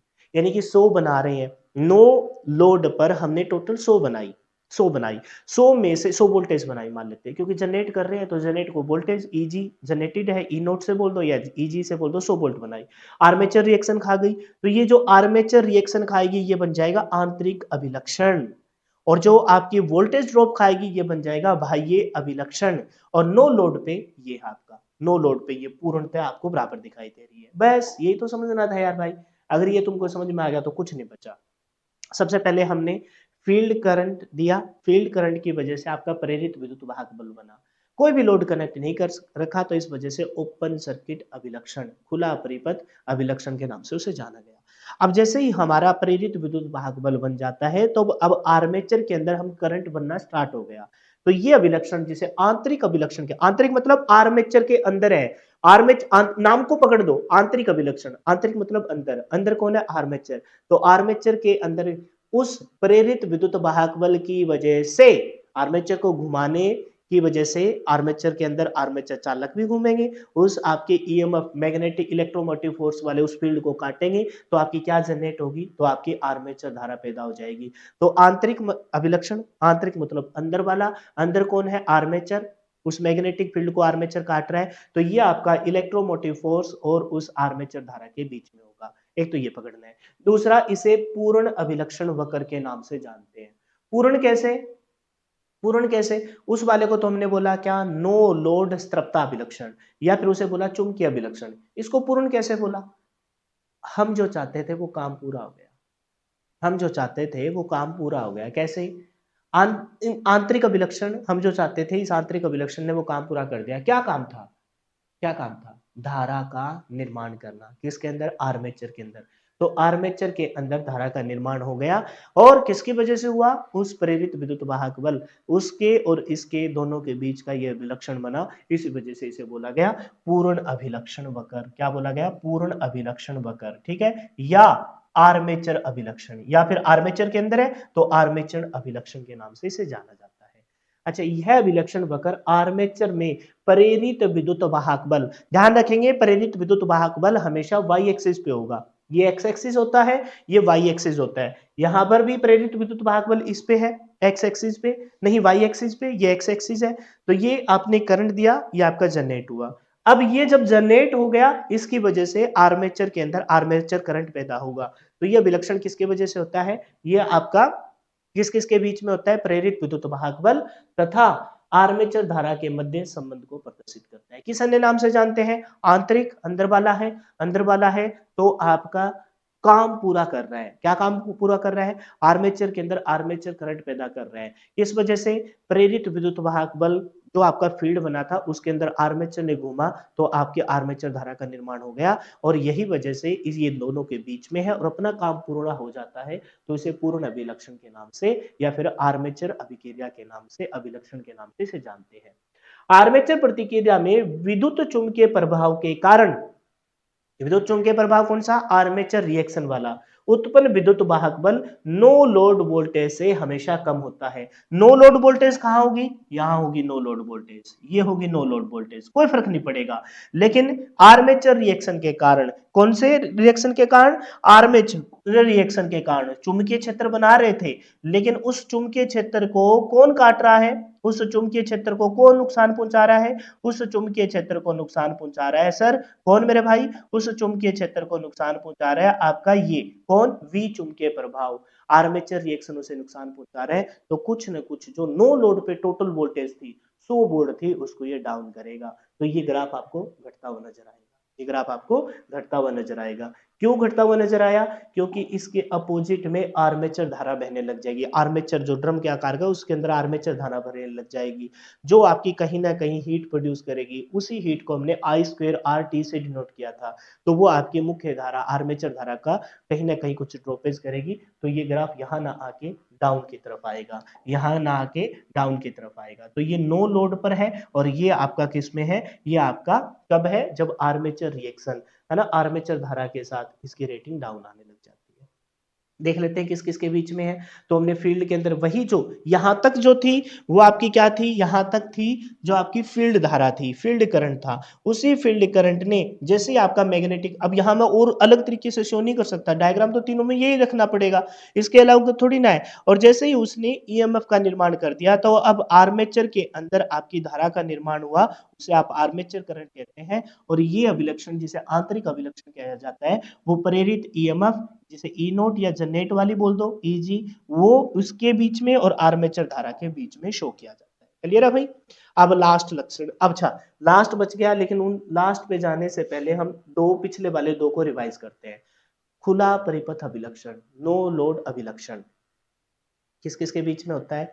सर फील्ड के अंदर करंट देंगे आईएफ, और उसकी वजह से आपका इलेक्ट्रोमोटिव फोर्स बनेगा, प्रेरित विद्युत वाहक बल बनेगा, इसके बीच में होगा। किस अन्य नाम से? सर खुला है तो नो लोड और चुंबकीय अभिलक्षण के नाम से जानता है। सभी मशीनों का समान होता है। एक ऐसी कंडीशन जिसमें आप कितने भी स्थिरता बिंदु आने पर कितने भी आप फील्ड करंट को बढ़ा लो, आपकी प्रेरित विद्युत भाग बल का मान नहीं बढ़ेगा। दूसरा कौन सा? आंतरिक अभिलक्षण। आंतरिक अंदर वाला है सर, अंदर वाला है। अच्छा ये आंतरिक अभिलक्षण कब आया? किसके बाद आया? खुला परिपथ, नो लोड अभिलक्षण। खुले परिपथ ने फील्ड करंट को देने के बाद प्रेरित विद्युत भाग बल बना दिया और जैसे ही आपका प्रेरित विद्युत भाग बल बन गया, अब इसके अंदर आर्मेचर घूमेगा और वहां पर आपका आर्मेचर करंट जनरेट होगा। तो किसके बीच में? वाई एक्सिस पे है प्रेरित विद्युत भाग बल और एक्स एक्सिस पे है आर्मेचर करंट, इन दोनों के बीच में होगा। सर जब नो लोड था तो जितने वोल्ट बना रहे थे उतनी की उतनी वोल्टेज आ रही थी, लेकिन अब आर्मेचर प्रतिक्रिया विचुंबकीय अभिक्रिया की वजह से, आर्मेचर रिएक्शन की वजह से कुछ वोल्टेज ड्रॉप होंगे, तो उतना ना आके ये ग्राफ आपका डाउन की तरफ दिखाई देगा। तीसरा है जी बाह्य अभिलक्षण। अच्छा आंतरिक अभिलक्षण को किस अन्य नाम से? पूर्ण वक्र अभिलक्षण के नाम से जानते हैं। काम पूरा हो गया अपना, पूर्ण वक्र अभिलक्षण के नाम से जानेंगे। और किस नाम से? तो इसे बोला आर्मेचर रिएक्शन का कहीं जिक्र आया तो आर्मेचर अभिलक्षण के नाम से जानते हैं। तीसरा जो है वो है जी बाह्य अभिलक्षण, external characteristic, open circuit characteristic, internal characteristic और तीसरी कौन सी है? एक्सटर्नल करेक्टरिस्टिक, बाह्य अभिलक्षण। बहुत आसान है, पढ़ लीजिए। तो कहता है इसे वोल्टेज रेगुलेशन वक्र के नाम से जानते हैं। फाइनली अपना काम क्या हो गया? फाइनली काम हो गया आपकी आई ए का निर्माण, आर्मेचर करंट का निर्माण हो गया। तो अब लोड को देते हैं, लोड को देते हैं तो हम वहां क्या चाहेंगे कि जो वोल्टेज ये जनरेटर जनरेट कर रहा है वो आपकी कंटिन्यूअसली चलती रहे, उसमें कोई भी फ्लक्चुएशन ना आए। अब बाह्य, बाह्य मतलब बाहर दे रहे हैं और बाहर हम क्या चाहेंगे?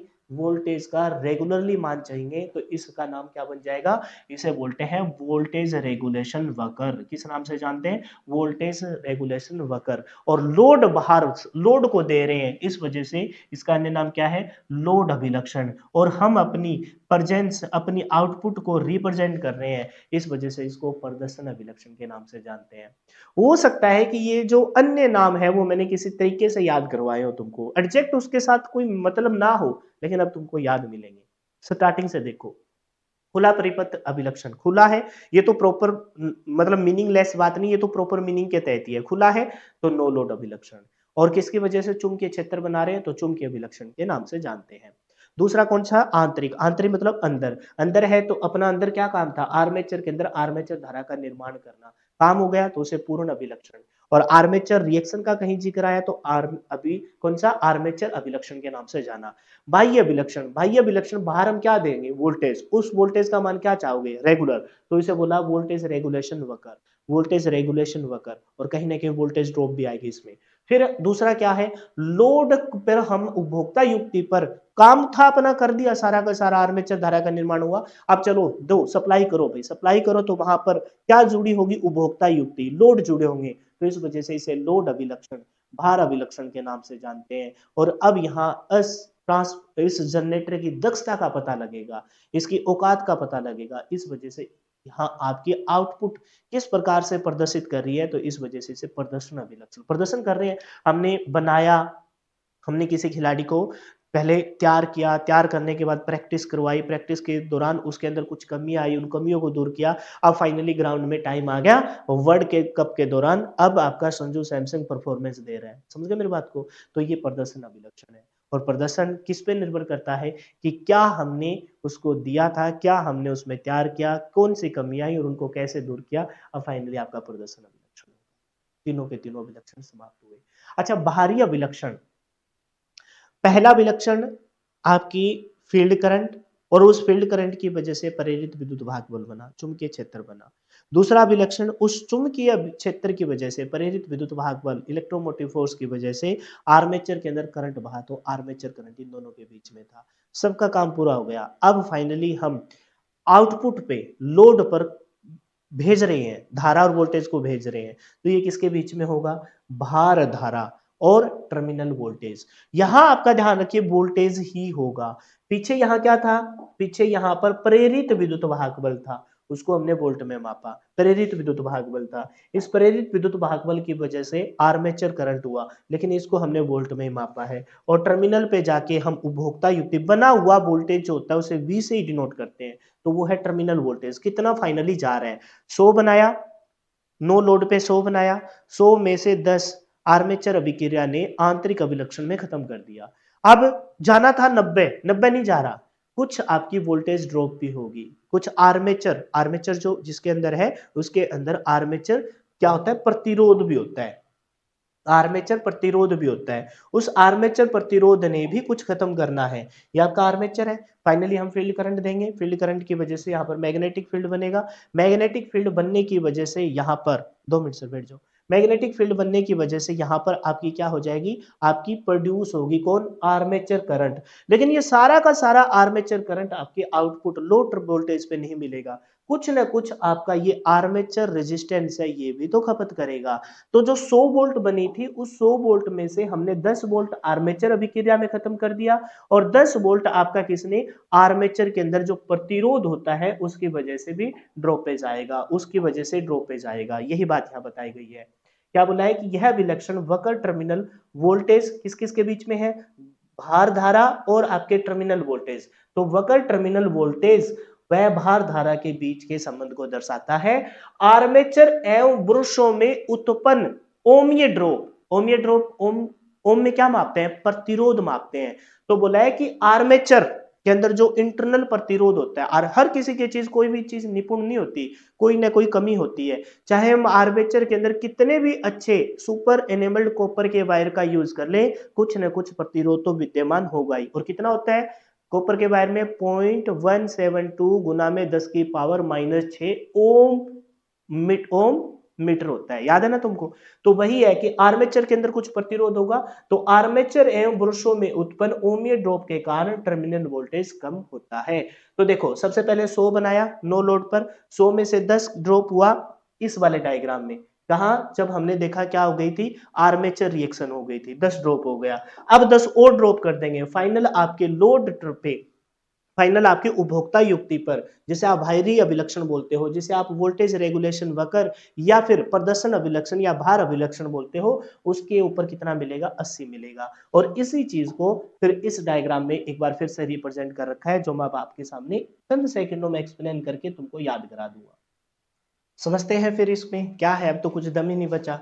सबसे पहले मैंने यहाँ नंबरिंग लिखे 1 2 3, और ये क्यों सिखा रहा हूं पता है, तुम्हारे लिए आगे चलकर सिर्फ और सिर्फ ट्रांसफॉर्मर के नाम याद रखने हैं बस तुमको।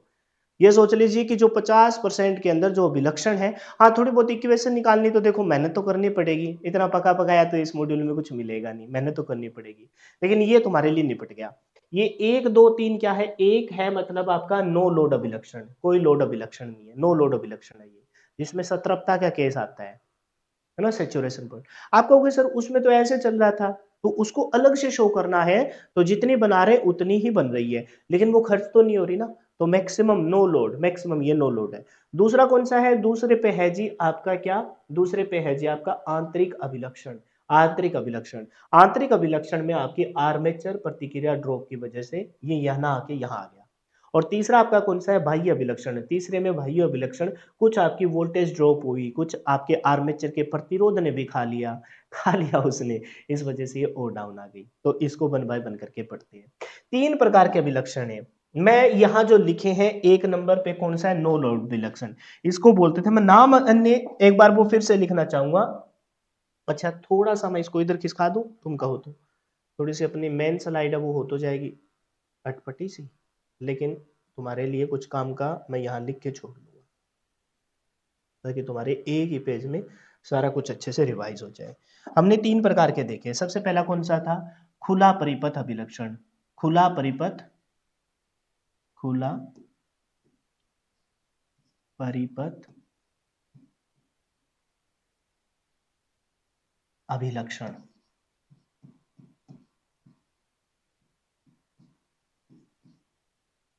इसको किस अन्य नाम से जानते हैं, नो लोड अभिलक्षण के नाम से। इसके आगे थोड़ा सा नंबरिंग और देना चाहूंगा मैं, बस ये है जी 1 नंबर, यार ये तो स्पेस नहीं है, चलो कोई बात नहीं, ठीक है। अच्छा इसे किस अन्य नाम से जानते हैं, इसे बोलते हैं ओपन सर्किट कैरेक्टरिस्टिक, वो तो हिंदी को इंग्लिश में ट्रांसफर हो गया, इसे बोलते हैं क्या, नो लोड अभिलक्षण,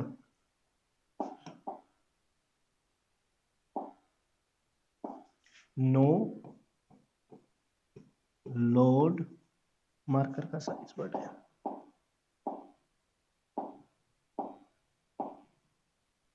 टाइम लगा रहे हैं उसके पीछे एक ही मकसद है भाई, तुम लोगों को याद हो जाए। No load characteristic, short form में लिख दूं करेक्टरिस्टिक को, एक इसे बोलते हैं चुंबकीय अभिलक्षण भी।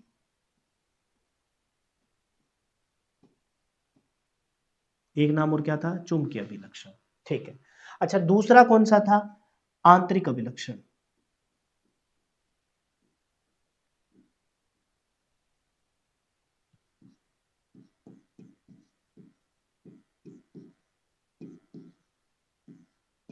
आंतरिक अभिलक्षण को किस नाम से जानते हैं, इसको बोलता है आंतरिक, हमारा अंदर क्या बनाना था, आपके अंदर जनरेट करना था आर्मेचर करंट, काम पूरा हो गया तो इसे बोलते हैं पूर्ण अभिलक्षण।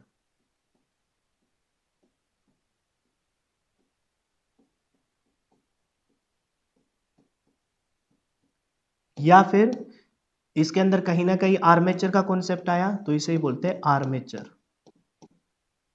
आर्मेचर अभिलक्षण।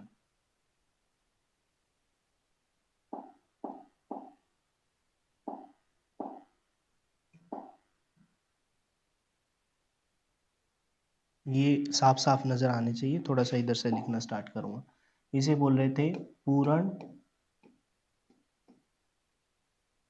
अभिलक्षण,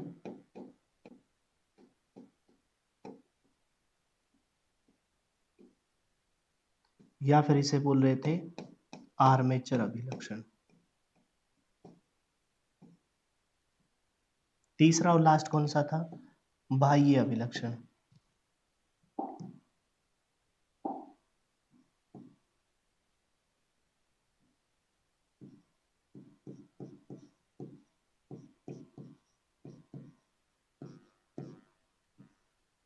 अब इसका काम क्या है, बाहर देना, बाहर वोल्टेज, कैसी वोल्टेज, रेगुलर वोल्टेज, तो इसे बोलते थे क्या, रेगुलर, प्रॉपर नाम क्या था, प्रॉपर नाम था वोल्टेज रेगुलेशन वक्र अभिलक्षण। वोल्टेज, तीन नाम है इसके, वोल्टेज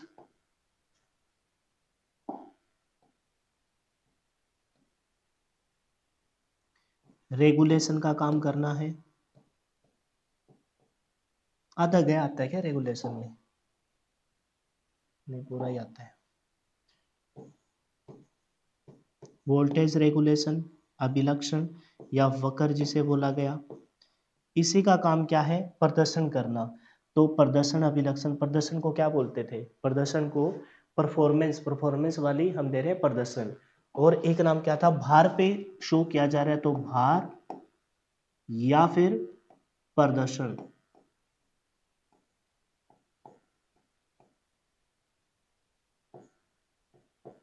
अभिलक्षण के नाम से इसे जानते हैं।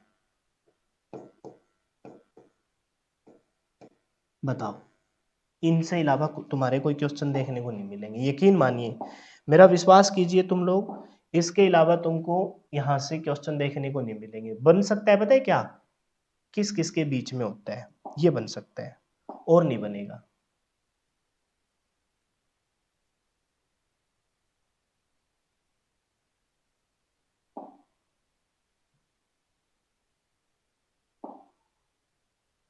ग्रीन मोटा ले लेते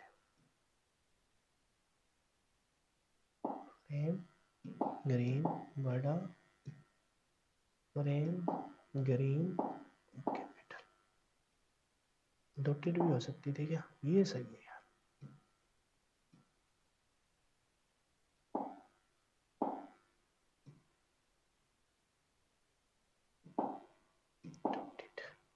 ये लीजिए, अब बात करते हैं कि बताइए खुला परिपथ अभिलक्षण किसके बीच में होता है, तो हम कहेंगे, ये देखो एक नंबर पे, ये एक नंबर था, ये लिख रखा, ये होता है जी आपके फील्ड करंट और प्रेरित विद्युत वाहक बल के बीच में। नो लोड अभिलक्षण के नाम से, नो लोड अभिलक्षण, नो लोड करेक्टरिस्टिक के नाम से जिसे जानते हो, जिसके अंदर कोई भी वोल्टेज ड्रॉप नहीं होता, लेकिन यहाँ और ज्यादा धारा का निर्माण नहीं हो रहा, तो देखो फिक्स स्थिति आ गई। आप कहोगे सर ये तो ऐसा दिखाई दे रहा था, नो लोड अभिलक्षण तो ऐसा कुछ दिखाई दे रहा था, बिल्कुल ऐसा दिखाई दे रहा था। लेकिन और ज़्यादा ये फिक्स हो गई कि नहीं हो गई? ये फिक्स हो गई। इसका कुछ वोल्टेज का मान होगा, इसका वोल्टेज का। यहाँ मतलब क्या बता रहा है कि जो जितना मैग्नेटिक फील्ड बन गया वो बन गया, इससे आगे नहीं बनाया जा सकता। तो ये मैग्नेटिक फील्ड अपनी फिक्स पोजीशन पे आ जाता है। अब चाहे कितने भी करंट का मान बढ़ाओ, मैग्नेटिक फील्ड और ज़्यादा प्रोड्यूस नहीं होगा और उसमें आर्मेचर ने जिस स्पीड से काटना है उसी स्पीड से काटेगा। तो अब आपकी जो वोल्टेज है वो फिक्स हो जाएगी और फिक्स वोल्टेज को ही इसमें शो कर रखा है, फिक्स वोल्टेज को ही शो कर रखा है मैक्सिमम नो लोड, और इसी को बोला गया नो लोड अभिलक्षण। दूसरा जो अभिलक्षण था, इस प्रेरित विद्युत वाहक बल जो आपका फील्ड बना है, अब उसमें आपका आर्मेचर घूमेगा और आर्मेचर के अंदर आपकी धारा का निर्माण होगा। तो आर्मेचर धारा जो दूसरा आंतरिक अभिलक्षण है जिसे आप पूर्ण अभिलक्षण या आर्मेचर अभिलक्षण के नाम से जानते हो, वो आपका प्रेरित विद्युत वाहक बल और आपकी आर्मेचर धारा के बीच में होता है। लेकिन वो नो लोड से हमेशा कम आएगा क्योंकि इसके अंदर आर्मेचर प्रतिक्रिया ड्रॉप होती है, आर्मेचर प्रतिक्रिया ड्रॉप होती है, जो यहाँ शो भी कर रखा है। यानी कि जनरेटेड जो वोल्टेज है, लॉस कितना हुआ, जो जनरेट कर रहे हैं ई नोट से, जो जनरेट कर रहे हैं या ई नोट से प्रदर्शित कर लो, उसमें से कुछ इंटरनल वोल्टेज आर्मेचर की वजह से ड्रॉप हो गया। तीसरा जो अभिलक्षण था, जो आपके लोड पर जाएगा, तीसरे अभिलक्षण जिसे बाह्य अभिलक्षण बोलते हो, जो वोल्टेज जहां आप चाहोगे वोल्टेज का रेगुलेशन रेगुलेशन वाला मान हो, जिसे बाहर या प्रदर्शन करना हो, तो उसमें जो टर्मिनल वोल्टेज और आपके टर्मिनल करंट के बीच में, आपके लोड करंट के बीच में ये शो किया जाएगा। इसे टर्मिनल वोल्टेज और टर्मिनल करंट भी बोल सकते हैं, या फिर इसे लोड के ऊपर है, लोड कहां पर होता है, लास्ट वाले टर्मिनल पर, तो इसे लोड करंट के बीच में प्रदर्शित किया जाएगा। लेकिन उससे ये और डाउन आएगा, आंतरिक अभिलक्षण से आंतरिक जो वोल्टेज है बाहर जाते जाते उसमें और डाउन आएगा, क्योंकि कुछ आर्मेचर रिएक्शन होता है, तो आर्मेचर रिएक्शन की वजह से कुछ वोल्टेज ड्रॉप होगी, जिसमें यहां लिख रखा है कि आर ए यानी कि आर्मेचर प्रतिरोध, और उसमें से जो आपकी करंट बह रहा है, कौन सा करंट, लोड करंट बह रहा है, वो आपके कुछ न कुछ वोल्टेज को ड्रॉप करेगा। तो 100 में से 90, 90 में से 80, यही आपके तीन अभिलक्षण थे जो आपको इस चैप्टर के दौरान समझ में है। बताइए कोई समस्या इसमें? मेरे ख्याल से तो कोई समस्या होनी नहीं चाहिए। अच्छा, ये छोटी सी बात है, तीनों विलक्षण कवर हो गए। ये एक छोटी सी बात है, ये बात क्या है कि हम यहाँ पर जो मैग प्रेरित विद्युत भाग बल है उसको किस विधि से बना रहे हैं। कुछ एक में स्थायी चुंबकीय क्षेत्र विधि होती है, परमानेंट मतलब आपका चुंबकीय क्षेत्र मौजूद होता है, किसमें आप पृथक बाहर से उत्तेजित करते हो और किसमें सब उत्तेजित हो जाता है। इन्हीं के बेस पे इन्हीं के बेस पे यहाँ पर वर्गीकरण किया गया है। जो परमानेंट होते हैं या फिर वो जो अंदर उत्तेजित किए जाते हैं, वो इन्हीं कैटेगरी के अंदर आ जाएगा। बस आपको ये पेपर में कोई क्वेश्चन नहीं है, ये बताया जा रहा है कि जनरेटर में चुंबकीय क्षेत्र बनाने की विधि। एक तो होता है कि जहां पर आपके चुंबकीय क्षेत्र परमानेंटली मौजूद हो, स्थायी परमानेंट मैग्नेटिक फील्ड मेथड। इस विधि में चुंबकीय क्षेत्र उत्पन्न करने के लिए परमानेंट मैग्नेट ही लगा दो, है ना। कोई भी बाहर से, ना तो बाहर से ना अंदरूनी तौर पर आपको बनाने की जरूरत नहीं है, वो मैग्नेटिक फील्ड है ही उसमें, मैग्नेट ही लगा दिया आपने। परमानेंट मैग्नेट का प्रयोग करते हैं, तब वह जनरेटर को परमानेंट जनरेटर या मैग्नेटो कहा जाता है। मैग्नेटो मतलब मैग्नेटिक फील्ड को प्रोड्यूस करने वाला। दूसरा है जी पृथक उत्तेजित क्षेत्र विधि, सेपरेटली एक्साइटेड फील्ड मेथड। इस विधि में इलेक्ट्रोमैग्नेटिक फील्ड पोलों को एक अलग स्वतंत्र स्रोत, जैसे कोई बाहर से सेल, बैटरी या अल्टरनेटर वगैरह कुछ भी जोड़ के, जिसमें आपको कोई सप्लाई दे, डीसी सप्लाई दे, उस फील्ड पोल के ऊपर जो वाइंडिंग उसको सप्लाई दे, और सप्लाई देने के बाद वहां पर मैग्नेटिक फील्ड प्रोड्यूस हो, जो मेनली हम पिछले 3 और पीछे के 4 7 क्लासों के अंदर पढ़ते आ रहे हैं। यही तो पढ़ रहे हैं कि हम पोलो के ऊपर की बाइंडिंग पे सप्लाई देके फील्ड को प्रोड्यूस कर रहे हैं, से करंट देकर उत्तेजित किया जाता है, तब इस जनरेटर को सेपरेटली एक्साइटेड, है ना, जनरेटर कहा जाता है। एक कौन सा है, एक है जी परमानेंट जनरेटर मैग्नेटो, दूसरा है सेपरेटली एक्साइटेड बाहर से सप्लाई देके, तीसरा कौन सा है सब उत्तेजित, खुद से उत्तेजित कर रहे हैं, बाहर से सप्लाई नहीं दे रहे। इस विधि में इलेक्ट्रोमैग्नेटिक फील्ड पोलो को जनरेटर से ही करंट, खुद के जनरेटर से ही करंट देकर चुंबकीय बनाया जाता है। इस अवस्था में जनरेटर को सेल्फ एक्साइटेड जनरेटर कहा जाता है। आइए अब इन जनरेटर की कैटेगरी को हम देखते हैं। 3 प्रकार के जनरेटर, और ये वाला पोर्शन हम 5 मिनट में, 5 नहीं 3 मिनट में पूरा कर देंगे। डीसी जनरेटर के वर्गीकरण प्राइम मूवर के आधार पर, उस प्राइम मूवर मतलब उस यांत्रिक ऊर्जा को देने के मेथड के अनुसार, उस मतलब उस शाफ्ट को घुमाने के आधार पर। उस शाफ्ट को कैसे घुमाएंगे, जल टरबाइन के द्वारा, उस शाफ्ट को वाष्प टरबाइन के द्वारा, और उस टरबाइन को डीजल इंजन के द्वारा हम उस उस किसको उस शाफ्ट को घुमाएंगे, उस यांत्रिक ऊर्जा को देंगे, वो आर्मेचर आपके मैग्नेटिक फील्ड को काटेगा और आपका क्या है धारा बहने लग जाएगी। तो जल टरबाइन के द्वारा, वाष्प टरबाइन के द्वारा, डीजल के द्वारा उत्तेजित प्रणालियों के आधार पर कल से मैं स्टार्ट करूंगा। और कल से जब स्टार्ट करूंगा तो डायरेक्ट मैं इस डायग्राम पे आ जाऊंगा। डायरेक्ट कौन से डायग्राम पे आऊंगा, इस डायग्राम पे आ जाऊंगा। और इस डायग्राम पर आने के बाद फिर तुमको पता लगेगा पृथक बाहर से जो दे रहे हैं और सब उत्तेजित अंदर से जो उत्तेजित कर रहे हैं, इसी कैटेगरी में जब झांक के देखा जाएगा तो अंदर से एक काम ये भी हो सकता था कि हम इलेक्ट्रोमैग्नेट जनरेटर परमानेंट हम क्या लगा दें, मैग्नेट लगा दें। मैग्नेट लगा दे तो खुद से ही परमानेंट मैग्नेट लग गए तो खुद से ही आपका जनरेट हो जाएगा कि नहीं हो जाएगा मैग्नेटिक फील्ड, और वो किस कैटेगरी में जाएगा, सब उत्तेजित। इस डायग्राम में इसको शो नहीं कर रखा, इस डायग्राम में इसको शो नहीं कर रखा, क्यों नहीं शो किया, क्योंकि फिर तुमको कंफ्यूजन होती। एक तो है भी प्राइम मूवर, हम यांत्रिक ऊर्जा देके घुमा रहे हैं, उसके आधार पर बना दिया डीसी जनरेटर का वर्गीकरण।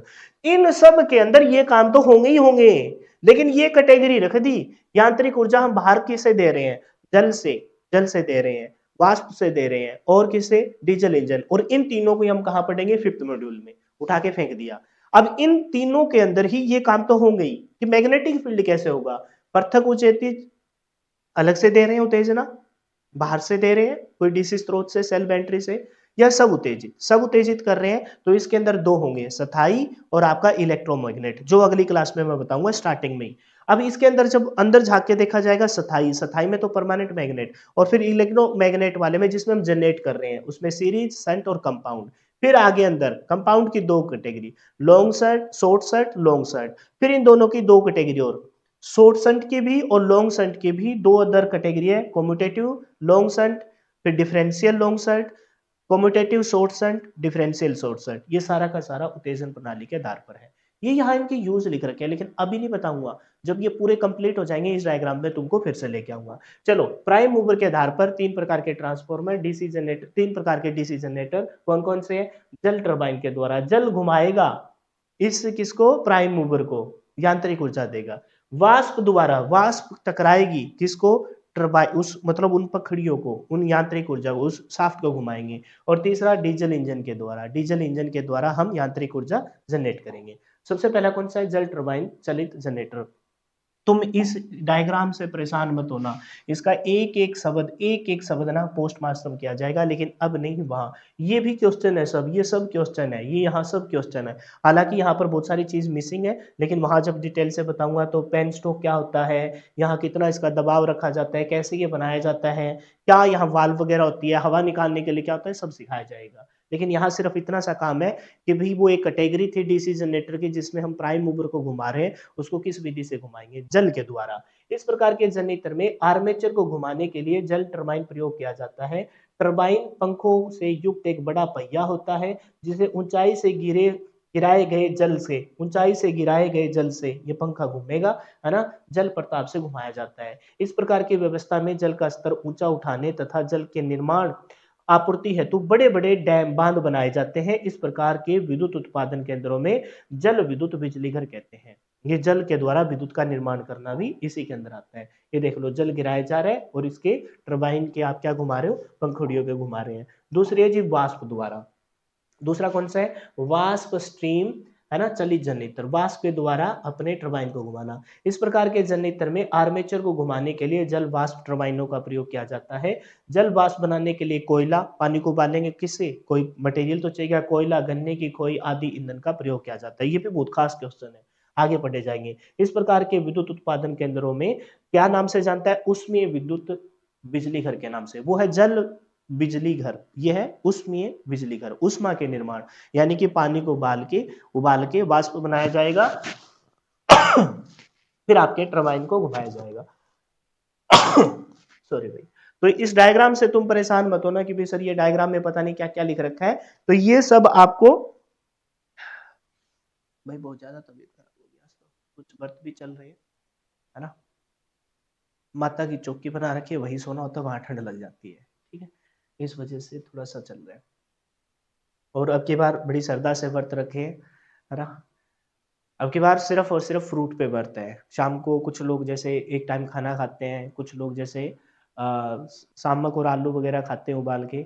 अब की बार मैंने सोचा चलो वो भी नहीं खाएंगे, देखते हैं, माता की श्रद्धा है, आज तीसरा दिन है, अब मेरे को भूख नहीं लगी, सच बता रहा हूँ। फ्रूट वगैरह खाए जाते हैं दिन में 2 बार, काम चल गया। और अच्छी बात है, श्रद्धा है, ये नहीं कि भई आप लोगों को मैं कोई धर्म से रिलेट कर रहा हूँ, भई आप भी रखो ये ना, अपनी-अपनी श्रद्धा है ना?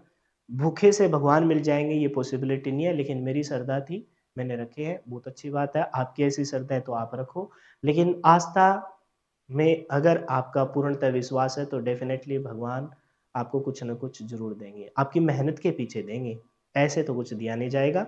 माता रानी भी आपको कुछ मेहनत करोगे, है ना, श्रद्धा रखोगे, नीति के पीछे फल लगते हैं, नीति अच्छी रखोगे तो आपको भी कुछ न कुछ मिलेगा। बोलो जय माता की, ठीक है? फिर इसमें क्या होगा, जैसे कोयल के द्वारा आपको पानी को उबाला जाएगा, ये आपके कंडेंसर, तंग नली को कंडेंसर कहा जाता है, तो इसमें पानी को वाष्प बना के इस टरबाइन को घुमाया जाएगा, फिर ये आपका जनरेटर घूमेगा, मैग्नेटिक फील्ड को काटेगा, बाकी सारी कहानी वही है अंदर वाली, जो उत्तेजित प्रणाली वो की सारा काम वही है, लेकिन हमने इसको यांत्रिक ऊर्जा दे रहे हैं वाष्प के द्वारा और आपके विद्युत का निर्माण हो जाएगा। लास्ट है जी डीजल, डीजल इंजन चलित जनरेटर। अच्छा ये डीसी जनरेटर और यहाँ सर आपने टावर दिखा दिए, ये टावर दिखा दिए, भई आगे ये अल्टरनेटर है, ये सोच लो अल्टरनेटर है, डीसी जनरेटर नहीं अल्टरनेटर है। अल्टरनेटर है तभी तो यहाँ पर हम एसी सप्लाई दे रहे हैं, तभी ये टावर दिखाए हैं, ये डीसी जनरेटर का अल्टरनेटर कैटेगरी है, ठीक है? इस प्रकार के जनरेटर में आर्मेचर को घुमाने के लिए सीधे ही डीजल इंजन की शाफ्ट को जोड़ दिया जाता है। डीजल इंजन ना आपकी किसको घुमाएगा? शाफ्ट को घुमाएगा। तो ये अपने सिलेबस में ही नहीं है, बस इतना सा ही पढ़ना है, इसका आगे कहीं भी जिक्र नहीं आएगा, वो दोनों आगे बहुत अच्छे से, क्योंकि हमें विद्युत के निर्माण में जल निर्माण के जल घर वाला और वाष्प निर्माण से वाष्प विद्युत घर को अच्छे से पढ़ना है। इसके प्रमुख घटकों में इंजन, अल्टरनेटर, कूलिंग सिस्टम व एग्जॉस्ट शामिल है, जो आमतौर पर उद्योगों और यही मेनली आज के टाइम में हम ब्याह शादी में लेके आते हैं, घरों में आपातकालीन स्थितियों में बिजली की आपूर्ति के लिए प्रयोग किया जाता है। अब यहाँ जल निर्माण के द्वारा ब्याह शादी में थोड़ी ना हम डैम बनाएँगे, है ना? पानी गिराएँगे, फिर जनरेटर के शाफ्ट को घुमाएँगे, फिर आपकी विद्युत का निर्माण होगा और इमरजेंसी में लाइट का प्रयोग किया जाएगा। वो तो बड़े-बड़े जहाँ पर हम बिजली का उत्पादन कर रहे हैं वहाँ पर है। मेनली हमें इमरजेंसी के तौर पर यही चलता है डीज़ल इंजन के द्वारा और ये अपने सिलेबस में ज़्यादा है भी नहीं। आजकल विद्युत आपूर्ति की कटौती के कारण इस प्रकार के छोटे-बड़े मशीनों का प्रचलन धीरे-धीरे बढ़ रहा है। बस इसमें कोई भी चीज़ आपको देखने की ज़रूरत नहीं है, बस इसको शाफ्ट को घुमाने के लिए डीज़ल इंजन का हमने प्रयोग किया है। तो ये था भैया आज आपका कैरेक्टरिस्टिक और डीसी जनरेटर का वर्गीकरण। अब अपना यहाँ से स्टार्ट होगा अगली क्लास में उत्तेजन प्रणाली के आधार पर पृथक उत्तेजित बाहर से देंगे हम और पृथक उत्तेजित में हम यहाँ से पढ़ना स्टार्ट करेंगे। ये बाहर से हमने कोई डीसी सप्लाई दी, रियोस्टेट जो इसके फ्लक्स को नियंत्रण करेगा। फिर यहाँ आपकी कुछ एक्सप्लेनेशन बेस्ट से बेस्ट आपको मैं याद करा दूंगा, इक्वेशन बनाऊंगा क्या इसके लाभ है, क्या इसकी एप्लीकेशन है और क्या इसके अभिलक्षण है। ये जो 4 चीजें है ना, सबसे पहले वो बना कैसे, लाभ और एप्लीकेशन 3 और फिर अभिलक्षण, ये चारों की चारों चीजें आपको प्रत्येक ट्रांसफॉर्मर में पढ़नी होगी, प्रत्येक प्रत्येक ट्रांसफॉर्मर में पढ़नी होगी। लेकिन एक टाइम आएगा जब आपको लगने लगेगा कि यार ये तो सारी की सारी कॉमन ही है, फिर हम उसको छोड़ना स्टार्ट करेंगे और लास्ट में यहाँ पर आते आते कॉम्युलेटिव और कॉम्यूटेटिव डिफरेंशियल, इनमें आपको वो छोड़ दोगे, तब तक वो आपके माइंड में अच्छे से सेट हो चुकी होगी। जो बच्चे यूट्यूब पे देख रहे हैं उनको मैं बता दूं, जल्दबाजी हमें तो है नहीं, आपको है, तो बहुत सारा कंटेंट बहुत सारे टीचर ऑलरेडी पढ़ा रहे हैं, लेकिन एक बार करके और याद करना चाहते हो तो आप हमसे जुड़ सकते हो। एक ऐसा कंटेंट जिसमें टोटली मैं ये कहूंगा टोटली 100% मैं जिम्मेवारी लेता हूं, बस आप क्लास ध्यान से अटेंड कर लेना, आपके सिलेक्शन को कोई नहीं रोकेगा, बस लगे रहिए। और ये जब सिलेबस पूरा हो जाएगा और जब फिर मैं आपको एमसीक्यू पे लेके जाऊंगा ना, मेरे को फिलहाल जल्दबाजी नहीं है क्योंकि मेरे को पता है भर्ती बहुत दूर है, तो इस वजह से मैं आरामदारी से करा के तुमको एक एक चीज रिवीजन के लिए टाइम दे रहा हूँ, और जब ये पूरा होके फिर हम इसी क्यों करेंगे ना, सिंगल क्वेश्चन में भी तुम अटक जाओ तो मेरे को कहना, लेकिन तब तक आपको ये कंप्लीट करना पड़ेगा, मेहनत मेरे साथ करनी पड़ेगी। फिलहाल के लिए इतना ही। जय हिंद जय भारत, मिलते हैं नेक्स्ट वीडियो में। Bye bye, take care and wish you all the best for your upcoming exam. Channel को शेयर जरूर करना उन बच्चों के साथ जो प्रिपरेशन कर रहे हैं, इतना सा टास्क कर दीजिए, अच्छा लगेगा।